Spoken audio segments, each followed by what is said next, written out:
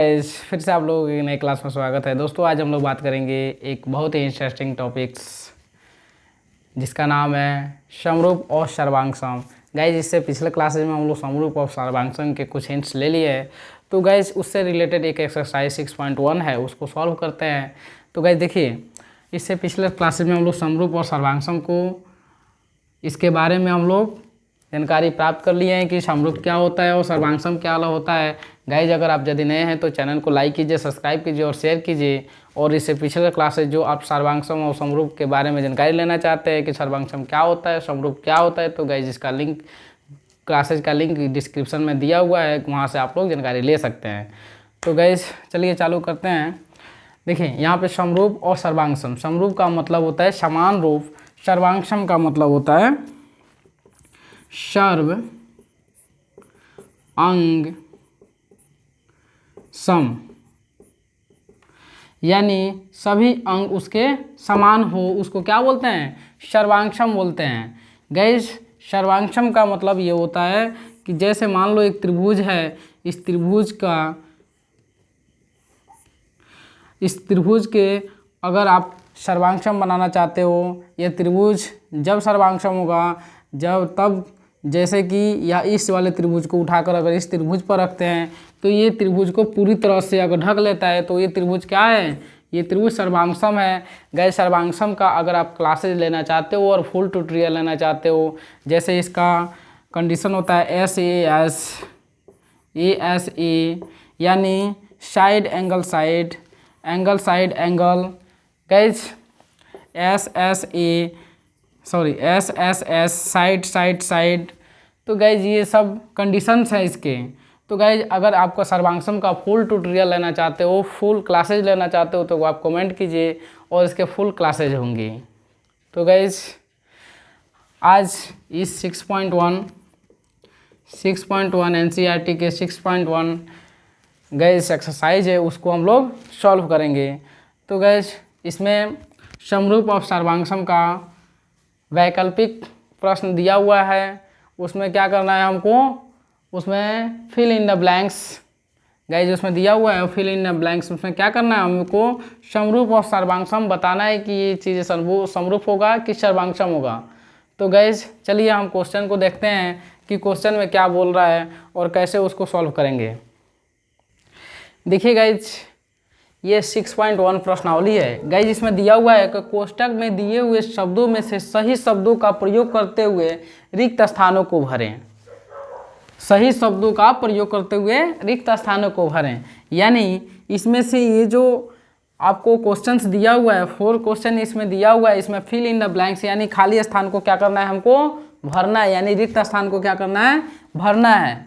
तो गाइज यहाँ पे देखिए सभी वृत्त होते हैं, सर्वांगसम होते हैं कि समरूप होते हैं। गाइज यहाँ पे सर्वांगसम होंगे कि समरूप होंगे, तो गाइज इसका सही उत्तर क्या होगा, सही उत्तर इसका होगा समरूप होंगे। सभी वृत्त समरूप होंगे, सभी वृत्त क्या होंगे गाइज यहाँ पे समरूप होंगे। सर्वांगसम क्यों नहीं होंगे, तो देखिए यहाँ पे सर्वांगसम का कंडीशन है, सर्वांगसम का कंडीशन होता है गाइज, सर्वांगसम का कंडीशन होता है, सर्वांगसम होने का शर्त होता है कि सभी अंग यानी उसके लंबाई, चौड़ाई, ऊंचाई, गहराई ये क्या हो, बराबर होना चाहिए। क्या होना चाहिए, बराबर होना चाहिए। बट समरूप का क्या होता है कंडीशन, समरूप का कंडीशन होता है कि वो समान, मतलब देखने वाला क्या होता है, समान होता हो। जैसे यहाँ पे देखिए, यहाँ पे मान लीजिए यहाँ पे एक वृत्त है, इसका रेडियस 4 सेंटीमीटर है, इसकी रेडियस क्या है 4 सेंटीमीटर है। गाइस अब यही एक वृत्त यहाँ पे है जिसका रेडियस क्या है 8 सेंटीमीटर है। क्या है गाइस, यहाँ पे 8 सेंटीमीटर है। तो यहाँ पे देखिए यह क्या कर रहा है, यह समरूप बोलता है कि यहाँ पे समान रूप हो, यानी इसको रेडियस से कोई मतलब नहीं है। गाइज यहाँ पे रेडियस से उसका कोई मतलब नहीं है, यहाँ पे समान रूप हो, यानी देखिए यहाँ पे ये देखने में क्या हो, समान हो। तो कैसा है ये समरूप होगा, सर्वांगसम बोलता है नहीं। यहाँ पे जो आपका 4 सेंटीमीटर है ये रेडियस, यहाँ भी 4 सेंटीमीटर होना चाहिए, तभी ये क्या होगा, सर्वांगसम होगा। यानी उसके जो मान है, उसके जो मापन है वो क्या होना चाहिए, समान होना चाहिए, यानी बराबर होना चाहिए, तभी वो सर्वांगसम होगा, नहीं तो नहीं होगा। तो गाइस आप लोगों को बता दें हम कि यहाँ पे सभी वृत्त क्या होंगे, समरूप होंगे। ठीक है गाइस, अब देखिए यहाँ पे सभी वर्ग क्या होते हैं, समरूप होते हैं कि सर्वांगसम होते हैं। अब यहाँ पे बताइए बराबर देने का मतलब होता है कि यही वाला चीज़ इसमें भी है, सर्वांगसम और समरूप।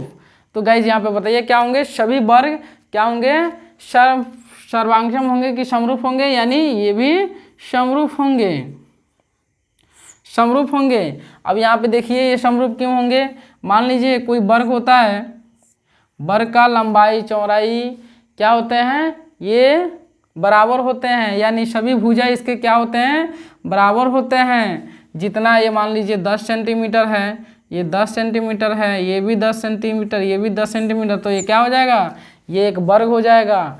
अब मान लीजिए इसी के बराबर एक और वर्ग लेते हैं, इससे छोटा, जैसे मान लीजिए 5 cm है, ये 5 cm है, ये 5 cm है, ये 5 cm है, क्या ये सर्वांगसम होंगे, सर्वांगसम तो बोलता है भाई कि ये 10 सेंटीमीटर है तो ये भी 10 सेंटीमीटर होना चाहिए। अगर यदि ये 10 सेंटीमीटर है तो ये भी 10 सेंटीमीटर होना चाहिए, तो ये सर्वांगसम होंगे। बट यहाँ पे देखिए मान लीजिए ये भी वर्ग है और ये भी वर्ग है, इसको भी हम वर्ग बोलेंगे, इसको भी वर्ग बोलेंगे, और ये अगर 1 सेंटीमीटर का है इसको भी वर्ग बोलेंगे। तो गाइज ये पे यहाँ पे क्या होगा, यहाँ पे ओनली समरूप होगा, सभी वर्ग समरूप होते हैं, सर्वांगसम सभी वर्ग नहीं होते हैं, उसमें कंडीशन होता है, जैसे SAS, ASA यानी SAS। तो गाइज जब आप लोगों का अगर कमेंट होगा कि सर्वांगसम का पूरा ट्यूटोरियल पढ़ाइए, सर्वांगसम किसे कहते हैं, सर्वांगसम का SAS ये और धारणाएँ क्या हैं, तो गाइज अगर आप कमेंट करेंगे तो इस पर एक क्लासेस फुल ट्यूटोरियल होगा, ओनली सर्वांगसम के बारे में होगा, तो आप लोग कमेंट कीजिए। अब यहाँ पे देखिए सभी त्रिभुज समरूप होते हैं, सभी त्रिभुज समरूप होते हैं। यहाँ पे ऑप्शन में दिया हुआ है समबाहु त्रिभुज होगा कि समद्विबाहु त्रिभुज होगा, कौन सा त्रिभुज होगा, कौन सा त्रिभुज होगा बाबू, यहाँ पे समबाहु त्रिभुज होगा। समबाहु त्रिभुज क्यों होगा, समद्विबाहु त्रिभुज क्यों नहीं होगा। अब देखिए समबाहु त्रिभुज और समद्विबाहु त्रिभुज को समझना जरूरी है कि समद्विबाहु त्रिभुज क्या होता है और समबाहु त्रिभुज क्या होता है। तो गाइस समद्विबाहु त्रिभुज होता है कि जिसकी दो भुजा आपस में बराबर हो, जैसे जिसकी दो भुजा आपस में बराबर हो, मान लीजिए ये 5 cm है, ये भी 5 cm है और ये 6 cm है, तो क्या है, ये कौन सा त्रिभुज है, ये कौन सा त्रिभुज है, समद्विबाहु त्रिभुज है। बट यही त्रिभुज अगर ये 5 cm है, ये 5 cm है, ये 5 cm है, तो ये क्या है, समबाहु त्रिभुज है।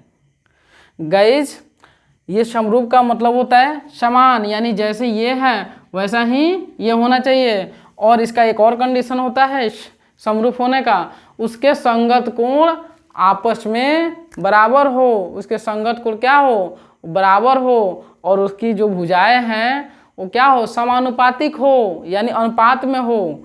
तो गाइस देखिए यहाँ पे ये भी क्या होता है, कितने डिग्री का होता है, ये 60 डिग्री का होता है, ये 60 डिग्री का होता है, ये 60 डिग्री का होता है। अब यहाँ पे ये कितने डिग्री का होता है, 90 डिग्री, ये 90 डिग्री, ये 90 डिग्री और ये 90 डिग्री। तो ये सब क्या होंगे, ये भी तो मान लीजिए अगर 1 सेंटीमीटर का है, ये भी तो 90 डिग्री का कोण बना रहा है यहाँ पे। तो इसी वजह से ये वर्ग समरूप होंगे, वृत्त भी समरूप होगा, 360 डिग्री का कोण बना रहा है गाइज यहाँ पे। उसके बाद आपको समबाहु त्रिभुज समरूप होंगे, समद्विबाहु त्रिभुज समरूप नहीं हो पाएगा क्योंकि इसकी दो भुजा आपस में बराबर है गाइज। उसके बाद देखिए यहाँ पे जब दो भुजा इसके बराबर है तो दो कोण क्या होंगे, इसके बराबर होंगे, एक अलग हो जाएगा, एक क्या हो जाएगा, अलग डिफरेंट हो जाएगा, यानी दो डिफरेंट हो जाएंगे। तो गाइज इस वजह से ये क्या होंगे, समद्विबाहु त्रिभुज समरूप नहीं होगा, ओनली क्या हो जाएगा, समबाहु त्रिभुज समरूप होगा।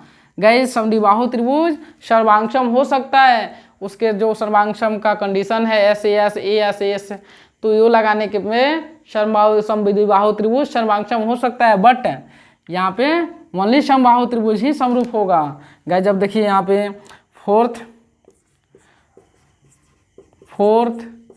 नंबर क्वेश्चन है कि भुजाओं की समान संख्या वाले दो बहुभुज समरूप होते हैं। देखिए यहाँ पे कंडीशन आ गया कि भुजाओं की समान संख्या वाले दो बहुभुज समरूप होते हैं यदि उनके संगत कोण देखिए यहाँ पे ऑप्शन दिया हुआ है, बराबर होगा कि समानुपातिक होगा, बराबर होगा कि समानुपातिक होगा।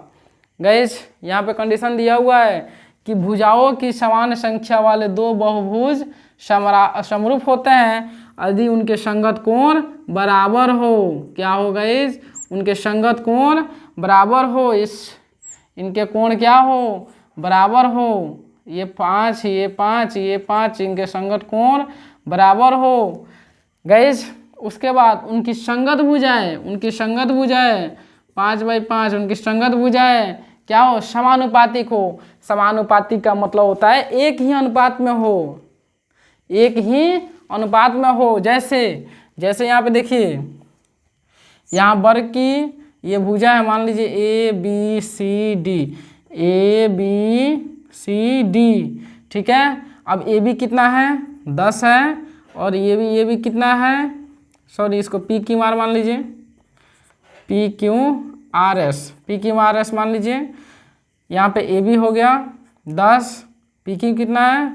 पी क्यू बराबर 5। तब ये देखिए ए बी बटे पी क्यू यानी 10 बटे